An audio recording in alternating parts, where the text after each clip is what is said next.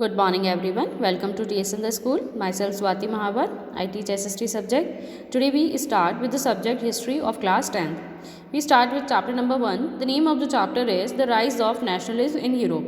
In the previous video we complete the introduction part of this chapter. Now today we start with the section 1 part of this chapter. The name of the section is The French Revolution and the Idea of Nation. We start with page number 5. The first clear expression of nationalism came with the French Revolution in 1789. 1789 के अंदर जो French revolution start हुआ था तो वहाँ के जो लोग थे फ्रांस के, उनके अंदर नेशनलिस्ट की फीलिंग क्रिएट हुई थी, स्टार्ट हुई थी। उन्होंने सोचा कि हमारा कंट्री हमें इंडिपेंडेंट कराना है, जो मोनार्की सिस्टम यहाँ पे है, जो राजा का रूल यहाँ पे है, उस राजा के रूल को हटा करके हमें खुद का यहाँ पे रूल जनरेट करना है। France, as you would remember, was a full-fledged territorial state in 1789 under the rule of an absolute monarchy. 1789 के टाइम पर जो कंट्री था फ्रांस, वहाँ पर मोनार्की का रूल था। मोनार्की का मतलब किसी राजा या रानी का रूल। तो वहाँ पर राजा का रूल था, जो जितने भी वहाँ पर सिस्टम जो पूरा चलता था, जो रूल्स और रेगुलेशन चलते थे, वो उस राजा के अकॉर्डिंग ही चलते थे और लोगों को फोर्सफुली वो रूल्स और रेगुलेशंस मानने पड़ते थे। The political and constitutional changes that came in the wake of the French Revolution led to the transfer of sovereignty from the monarchy to the body of French citizens. अब जो political और constitutional changes की हम बात करते हैं, जो ये चेंजेस आए थे कंट्री के अंदर अकॉर्डिंग टू फ्रेंच रिवॉल्यूशन, तो उस चेंजेस की वजह से क्या हुआ था, जो वहाँ का मोनार्की सिस्टम था वो चेंज होके क्या चला गया, डेमोक्रेटिक हो गया। वहाँ पर डायरेक्ट पार्टिसिपेशन किसका हो गया, citizen of that country. The revolution proclaimed that it was the people who would henceforth constitute the nation and shape its destiny. अब ये जो रिवॉल्यूशन था उसने क्या बताया कि वहाँ के जो लोग थे उन लोगों ने डायरेक्ट पार्टिसिपेशन किया था उस कंट्री के अंदर, और उस कंट्री का जो शेप था उस कंट्री को शेप दिया था, उस कंट्री को उन्होंने एक इंडिपेंडेंट कंट्री के अंदर चेंज कर दिया था। From the very beginning, the French revolutionaries introduced various measures and practices that could create a sense of collective identity amongst the French people. अब जब स्टार्टिंग हुई थी फ्रेंच रिवॉल्यूशन की, तो जो रिवोल्यूशनरीज थे, जो वहाँ के क्रांतिकारी थे, उन्होंने बहुत सारे मेजर्स निकाले, बहुत सारे उन्होंने सिस्टम बनाया, बहुत सारे उन्होंने प्रैक्टिसेस की, बहुत सारे तरीके निकाले जिससे कि लोगों को वो अपने फेवर में ले सके और लोगों को समझा सके कि इंडिपेंडेंट कंट्री क्या होता है और हमें भी हमारे कंट्री को इंडिपेंडेंट कराना है। The ideas of La Patrie and La Citoyenne emphasize the nation of united community enjoying equal rights under the Constitution. अब जो आइडिया था ला पैट्री का मतलब क्या होता है, फॉर फादरलैंड, कि हमारे पितृ जो भूमि होती है, जो फादर से जो लैंड हमें मिलती है वो क्या कहलाती है, ला पैट्री। ला सिटोयन का मतलब क्या होता है, सिटीज़न, मीन्स जो लोग जिस कंट्री के अंदर रहते हैं वो उस कंट्री के क्या कहलाएंगे, सिटीज़न कहलाएंगे।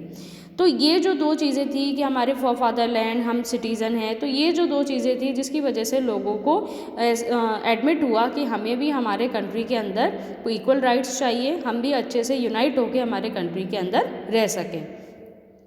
A new French flag, the tricolour, was chosen to replace the former royal standard. अब वहाँ का जो फ्रेंच फ्लैग था वो चेंज होके किस में हो गया, तिरंगे के अंदर चेंज हो गया। 3 कलर्स का उन्होंने अपना खुद का फ्लैग बना लिया और जो उनका पहले का रॉयल स्टैंडर्ड जो था वो सारा उन्होंने चेंज कर दिया। The estate general was elected by the body of active citizens and rename the national assembly. अब जो एस्टेट जनरल जो रखा जाता था कंट्री का, वो जनरल किसके द्वारा चूज़ किया जाता था, सिटीजन ऑफ दैट कंट्री। वहाँ के लोग ही उस जनरल को चूज़ करते थे और उसका नाम चेंज करके उन्होंने क्या रख दिया था, national assembly. New hymns were compose, oath taken and martyrs commemorated, all in the name of the nation. नए उन्होंने अपने स्लोगन्स बना लिए थे, अपने मंत्र वगैरह उन्होंने नए स्टार्ट कर लिए थे, ओथ वगैरह वो लोग लेने लग गए थे, सेरेमनी वगैरह वो लोग करने लग गए थे। तो ये सारी चीज़ें वो अपने नेशन के नाम पे करने लगे थे कि ये सारा चीज़ें करने की वजह से हमारा कंट्री हमको मिल जाएगा। A centralized administrative system was put in place and is formulated uniform laws for all citizens within its territory. अब जो एक सेंट्रलाइज एडमिनिस्ट्रेटिव सिस्टम था, सेंट्रलाइज एडमिनिस्ट्रेटिव सिस्टम क्या होता है, जैसे सेंट्रल गवर्नमेंट होती है, यूनियन गवर्नमेंट होती है, तो वो जो यूनियन गवर्नमेंट होती है वो पूरे कंट्री के ऊपर रूल करती है और पूरे कंट्री के अंदर चाहे वो कोई सा भी स्टेट हो, चाहे जम्मू कश्मीर हो, चाहे चेन्नई हो, कोई सा भी स्टेट हो, सभी स्टेट्स के अंदर सेम यूनिफॉर्म लॉज, रूल्स और रेगुलेशंस चलते हैं। तो उन्होंने क्या बोला कि एक सेंट्रलाइज एडमिनिस्ट्रेशन सिस्टम बना दो जिसके अंदर यूनिफॉर्म लॉज सभी लोगों के ऊपर लगा दिए जाएं, उनकी टेरिटरी मतलब उनका जो भी पर्टिकुलर रीजन है उसके अंदर। Internal custom duties and dues were abolish and a uniform system of weights and measures was adopted. अब इंटरनल कस्टम ड्यूटी क्या होता है? एक्सपोर्ट और इंपोर्ट करने के लिए जो ड्यूटी चार्ज लगाया जाता है गुड्स और सर्विसेज को, वो ड्यूटी चार्ज क्या कहलाता है? Custom duty. एक्सपोर्ट मतलब किसी चीज़ को दूसरी तरफ भेजना, किसी दूसरे कंट्री या किसी दूसरी सिटी में भेजना, और इंपोर्ट मतलब किसी दूसरे कंट्री या किसी दूसरी सिटी से अपने सिटी के अंदर या कंट्री के अंदर मंगाना। तो ये दोनों चीज़ों के ऊपर उन्होंने क्या लगा दिया? टैक्स लगा दिया, कस्टम ड्यूटी उन्होंने लगा दी। तो ये जो ड्यूटी थी किसने लगाई थी? राजा ने लगाई थी, मोनार्की सिस्टम ने लगाई थी। तो उन्होंने ये कस्टम ड्यूटीज़ और ड्यूज़ जो है वो हटा दिए। एबोलिश मतलब उन्होंने ख़त्म कर दिया, हटा दिया इस सिस्टम को। And a uniform system of weights and measure were adopted. और नाप तोल का उन्होंने एक यूनिफॉर्म सिस्टम बनाया कि भाई यही नाप तोल का सिस्टम पूरे कंट्री के अंदर चलाया जाएगा। इसी वेट और मेज़र वाले सिस्टम से ही चीज़ें नापी जाएगी और बेची जाएगी। Regional dialects were discouraged and French, as it was spoken and written in Paris, became the common language of the nation. अब जो वहाँ का रीजनल डायलेक्ट था, रीजनल डायलेक्ट क्या होता है? जो हमारे पर्टिकुलर जिस एरिया के अंदर हम रहते हैं उस एरिया की जो पर्टिकुलर लैंग्वेज होती है वो लैंग्वेज क्या कहलाती है? Regional dialects. तो उन्होंने ये रीजनल डायलेक्ट भाषा का जो सिस्टम था वो उन्होंने बंद कर दिया कि अलग जगह की अलग भाषा, उस जगह की अलग भाषा। तो ये जो अलग अलग डिफरेंट जो लैंग्वेजेस पूरे कंट्री के अंदर रन कर रही थी, उन्होंने उस लैंग्वेज सिस्टम को बंद कर दिया और एक कॉमन लैंग्वेज उन्होंने ली, दैट इज़ पेरिस। जो वहाँ के ऑफिशियल काम होते थे, जितने भी ऑफिशियल पेपर्स होते थे, जो भी डॉक्यूमेंट्स वगैरह होते थे, उनके अंदर पेरिस लैंग्वेज के अंदर ही वो लिखे जाते थे और यही लैंग्वेज पूरे कॉमन कंट्री के अंदर काम में ली जाती थी for the pronunciation, for the conversation. The revolutionary further declared that it was the mission and the destiny of the French nation to liberate the people of Europe from despotism, in other words to help other people of Europe to become nation. अब जो revolutionary थे उनका क्या mission था कि हमें French nation को क्या बनाना है? बिल्कुल इंडिपेंडेंट बनाना है। और यही नेशन उन्होंने यही अपना मोटिव लेकर के वो यूरोप कंट्री के अंदर गए। यूरोप के अंदर भी उन्होंने यही सोचा कि वहाँ पर जो मोनार्की सिस्टम है, वहाँ पर जो सिस्टम चल रहा है उसको हटा करके हमको डेमोक्रेटिक गवर्नमेंट बनाना है और उस कंट्री को भी हमें इंडिपेंडेंट कराना है। वहाँ के भी जो राइट्स होंगे वो सारे राइट्स हमें वहाँ के सिटीजन्स को दिलाने हैं। When the news of the events in France reached the different cities of Europe, students and other members of educated middle class began setting up Jacobin Club. अब ऐसा उन्होंने सब जगह पूरे वर्ल्ड के अंदर फैला दिया कि हमको यूरोप को भी इंडिपेंडेंट कराना है। हमारा भी मोटिव यही है कि हम यूरोप को इंडिपेंडेंट कंट्री के अंदर चेंज कर दें, वहाँ का भी सिस्टम हम हमारे कंट्री की तरह चेंज कर दें। तो जब ये बात वहाँ के फ्रांस के लोगों को पता चली कि यूरोप के लोगों को पता चली कि फ्रांस हमारे लिए इतना करना चाहता है, तो वहाँ का जो स्टूडेंट ग्रुप था और जो एजुकेटेड मिडिल क्लास थी, उन दोनों ने अपना एक ग्रुप बना लिया, अपना एक क्लब बना लिया। उस क्लब का नाम क्या रखा उन्होंने? Jacobin club. किसने बनाया था ये क्लब? स्टूडेंट्स ने और एजुकेटेड मिडिल क्लास ने। Their activities and campaign prepared the way for the French armies which moved into Holland, Belgium, Switzerland and much of the Italy in the 1790s. अब जो भी वो एक्टिविटीज़ करते थे, कौन? स्टूडेंट्स और एजुकेटेड मिडिल क्लास के लोग जो भी एक्टिविटीज़ करते थे, जो भी वो लोग काम करते थे, कैंपेन लगाते थे लोगों को जागरूक करने के लिए, तो ये सारी चीज़ों से हेल्प किसको मिली? फ्रेंच आर्मी को हेल्प मिली। जो कहाँ चली गई थी, कहाँ घुस गए थे वो लोग? हॉलैंड, बेल्जियम, स्विट्ज़रलैंड, इटली, इन सारे कंट्रीज़ के अंदर वो लोग चले गए थे कि हमको इन कंट्रीज़ को भी क्या कराना है? इंडिपेंडेंट कराना है। With the outbreak of revolutionary wars, the French armies began to carry the idea of nationalism abroad. और ये जो रिवोल्यूशनरी वॉर, क्रांतिकारियों का जो ये युद्ध था, ये जब आगे जैसे जैसे आगे बढ़ता गया वैसे वैसे उन्होंने ये डिसाइड करते गए कि हमें पूरे कंट्री को, पूरे वर्ल्ड को हमें क्या कराना है? नेशनलिज्म लेके आना है पूरे वर्ल्ड के अंदर। हमें पूरे वर्ल्ड को इंडिपेंडेंट डेमोक्रेटिक कंट्री के अंदर चेंज करना है। Now come to the page number 6। Within the wide swath of territory that came under his control, Napoleon set about introducing many of the reforms that he had already introduced in France. अब वहाँ का, कहाँ का, Germany country का सारा control किसके हाथ में आ गया, नेपोलियन के हाथ में आ गया। तो नेपोलियन ने क्या किया, जो सिस्टम वो अपने फ्रांस के अंदर चला रहा था, जो रेवोल्यूशनरीज के अकॉर्डिंग जो सिस्टम वो फ्रांस में चला रहा था, वही सिस्टम उसने जर्मनी के अंदर भी स्टार्ट कर दिया। जो रूल्स और रेगुलेशन उसने फ्रांस में चलाए थे, वही रूल्स और रेगुलेशन उसने जर्मनी के ऊपर भी इम्प्लाइड कर दिए। Through a return to monarchy, Napoleon had no doubt destroyed democracy in France, but in the administrative field, he had incorporated revolutionary principles in order to make the whole system more rational and efficient. अब monarchy जो Napoleon जो चाहता था, वो क्या चाहता था कि मोनार्की सिस्टम को हटा करके मैं फ्रांस को क्या बना दूँ, डेमोक्रेसी बना दूँ। लेकिन उसने डेमोक्रेसी बनाने के बाद भी वहाँ का जो एडमिनिस्ट्रेशन था, उस एडमिनिस्ट्रेशन के अंदर जो प्रिंसिपल्स उसने लगाए थे, वो प्रिंसिपल लगाए थे जो रिवोल्यूशनरीज़ ने उसको करने को कहा था। जो रिवोल्यूशनरीज़ ने प्रिंसिपल बनाए थे, वही प्रिंसिपल नेपोलियन ने पूरे कंट्री के अंदर चलाए थे। The whole system more rational, और जिसकी वजह वो ये चाहता था कि हमारा जो सिस्टम हो वो अच्छा रैशनल हो, सब लोग उसको माने और अच्छे से वो सक्सेस हो जाए पूरे कंट्री के अंदर, सभी लोग यूनिटी से एक दूसरे के साथ में मिल के रह सकें। The civil code of 1804 usually known as the Napoleon code. अब जो सिविल कोड था 1804, उस सिविल कोड को क्या रखा गया, उसका नाम नेपोलियनिक कोड, क्योंकि वो जो कोड था वो किसने बनाया था, नेपोलियन ने बनाया था।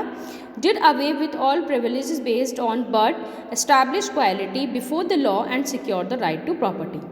अब इस कोड के अंदर क्या था, किसने बनाया था, नेपोलियन ने बनाया था। क्या बनाया था उसने इसके अंदर, कि जो भी बर्थ के अकॉर्डिंग जितने भी प्रिविलेजेस थे, बर्थ के अकॉर्डिंग जो लोगों को राइट दिए जाते थे, जैसे राजा का बेटा राजा बनेगा, तो ये जो बर्थ के अकॉर्डिंग, बर्थ के बेस पर जो राइट दिए जाते थे, वो राइट्स उनसे छीन लिए गए। इक्वलिटी बिफोर द लॉ, सबको लॉ के अकॉर्डिंग क्या रख दिया गया, इक्वल रख दिया गया, कि लॉ के सामने सब क्या है, इक्वल है, चाहे वो रिच हो, चाहे पुअर हो, चाहे वो किसी भी रीजन, किसी भी रिलीजन से वो बिलोंग करता हो। और लोगों का जो राइट था, राइट टू प्रॉपर्टी, वो भी उन्होंने क्या कर दिया, सिक्योर कर दिया, कि सभी लोगों को राइट टू प्रॉपर्टी दिया जाएगा, सबकी प्रॉपर्टी है। This code was exported to the regions under French control, in the Dutch Republic, in Switzerland, in Italy and Germany. Napoleonic simplified administrative divisions, abolished the feudal system and freed peasants from serfdom and manorial dues. अब क्या हुआ, इस code के अंदर उन्होंने एक चीज़ और शुरू की थी, that is the reason under French control. जो फ्रेंच कंट्रोल के अंडर में जितने भी रीजन आए थे, यानी नेपोलियन के कंट्रोल में जितने भी रीजन आए थे, जैसे कि Dutch, Switzerland, Italy, Germany, Napoleon ने वहाँ पर अपना एडमिनिस्ट्रेटिव डिवीज़न कर दिया, यानी उसने अपना एडमिनिस्ट्रेटिव एम्पायर को क्या कर दिया, डिवाइड कर दिया, और सभी सेक्टर्स के उसने अलग अलग वहाँ पर सिस्टम्स बना दिए। जो पीजेंट्स थे वहाँ के, जो पीजेंट मतलब फार्मर्स जो थे, उनके ऊपर जो सिस्टम चल रहे थे, मैनोरियल ड्यूज, मतलब उनको रेवेन्यू देना पड़ता था ज़मींदार्स को, और जो उनको टैक्स पे करना पड़ता था, तो ये सारे सिस्टम से उसको नेपोलियन ने उनको फ्री करा दिया। In the towns to guild restrictions were remove, towns के अंदर भी रिस्ट्रिक्शंस हटा दिए गए। Transport and communication system was improve, transport communication को इम्प्रूव कर दिया गया। Peasants, artisans, workers and new businessman enjoyed are new found freedom. अब जो यहाँ पर पीजेंट्स थे, पीजेंट्स मतलब फार्मर्स थे, आर्टिसंस जो आर्ट एंड क्राफ्ट का काम करते थे, वर्कर्स थे, न्यू बिजनेसमैन थे, सबके लिए उसने बिल्कुल नए तरीके से फ्रीडम उन सब लोगों को दे दी कि आप फ्रीली अपना काम कर सकते हो, आपको कोई टैक्स नहीं देना, कोई आपको फीस नहीं देना है, कोई आपके ऊपर रेस्ट्रिक्शंस नहीं है। Businessman and small scale producers of goods in particular began to realize that uniform laws, standardized weights and measures, and a common national currency would facilitate the movement and exchange of goods and capital from one region to another. अब जो businessman वहाँ उस country के अंदर काम कर रहे थे, जो स्मॉल स्केल प्रोड्यूसर्स थे, स्मॉल स्केल प्रोड्यूसर्स कौन होते हैं, जो छोटे लेवल पे काम करते हैं, तो उन लोगों के लिए उसने यूनिफॉर्म लॉज बनाए थे कि चाहे कोई कितना भी बड़ा बिजनेसमैन क्यों नहीं हो, चाहे वो कितना भी छोटा स्मॉल स्केल प्रोड्यूसर क्यों नहीं हो, सबको एक ही लॉज से उसने नापा था। Standardize weight and measure, weight और मेज़र नाप तोल के उसने बिल्कुल स्टैंडर्ड सिस्टम बना दिया था कि यही सिस्टम पूरे कंट्री के अंदर रन करेगा। करेंसी उसने कॉमन कर दी थी कि इसी करेंसी से जो भी लेन देन होगा वो इसी करेंसी से पूरी कंट्री के अंदर किया जाएगा। आप कोई चीज़ खरीद रहे हो, कोई चीज़ बेच रहे हो, कोई चीज़ किसी कंट्री से कहीं जा रही है, किसी रीजन से किसी दूसरे रीजन के अंदर जा रही है, तो वो खरीदी और बेची, सेल परचेसिंग उसकी सिर्फ किस में होगी, in the terms of that particular currency only. However, in the areas conquered, the reactions of the local population to French rule were mixed. अब जो वहाँ के लोकल पॉपुलेशन थे उनके रूल्स भी मिक्स कर दिए गए, मतलब उनका भी रूल्स उसके अंदर रखा गया. Initially, many places such as Holland, Switzerland, as well as in certain cities like Brussels, Mainz, Milan, Warsaw, the French armies were welcomed as harbingers of liberty. अब क्योंकि वहाँ की फ्रेंच आर्मी ने वहाँ के लोगों को स्वतंत्रता दिलाई थी, इंडिपेंडेंट दिलाया था उनको, तो उनके भी सारे राइट्स उनको मिल गए थे, तो जिसकी वजह से वो लोग वेलकम करते थे कि आज अगर हमें स्वतंत्रता मिली है तो किसकी वजह से मिली है, फ्रेंच आर्मीज़ की वजह से मिली है. But the initial enthusiasm soon turned to hostility as it became clear that the new administrative arrangement did not go hand in hand with political freedom. अब जो लोगों के अंदर जो गुड फीलिंग थी, अच्छा था, वो अच्छा मानते थे उसको, फ्रेंच आर्मीज़ को, वो सारा बिल्कुल फीलिंग्स उनकी क्या हो गई, बिल्कुल अपोजिट हो गई, चेंज हो गई. जब उनको पता चला कि इन्होंने इंडिपेंडेंस के नाम पे हमको दिया क्या है और हमसे लिया क्या है, तो उस कंडीशन के अंदर क्या हो गया, उनकी जो भी मेंटेलिटी थी वो क्या हो गई, बिल्कुल चेंज हो गई. जो फ्रेंच आर्मीज़ को, रिवोल्यूशनरीज़ को जो वो अच्छा मानते थे वो उनको बुरा मानने लगे.